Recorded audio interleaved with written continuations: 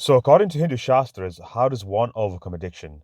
Now, in part one, we talked about the first stage, which is a sankalpa, the thought process of actually acknowledging and accepting that you've got an addiction or you've got a problem that you want to overcome.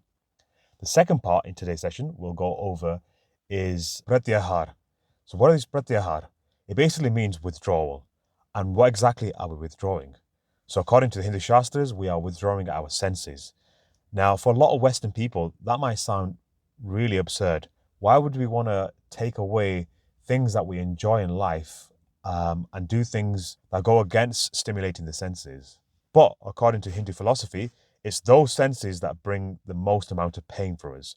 When we become overly stimulated by a particular sense, i.e., the sense of taste, we know what we go through in life. We go through obesity, we go through eating problems, addiction towards sugar, and foods that are not necessarily benefiting us. So, sense withdrawal is very important. And it's exactly the same for the other four senses. For example, if we use a sense of hearing, we listen to music that we enjoy, we watch movies, we watch content that we enjoy. But have we ever questioned what the meaning of those lyrics are from the music that we enjoy? Most Western music is always predicated on four ideas: alcohol abuse, drug abuse, physical relationships, as in abuse of those physical relationships, and violence. Now, if we're constantly listening to that type of music and always fueling ourselves with those type of lyrics, what exactly is going on in our mind? Why is it that we're struggling to calm our mind? Why is it that our mind is constantly going to thoughts that are always negative? Third one is a sense of sight. Now, initially, you may think, what's wrong with looking at pretty things? What's wrong with looking at pretty trees, pretty landscapes, pretty objects, and pretty people, right?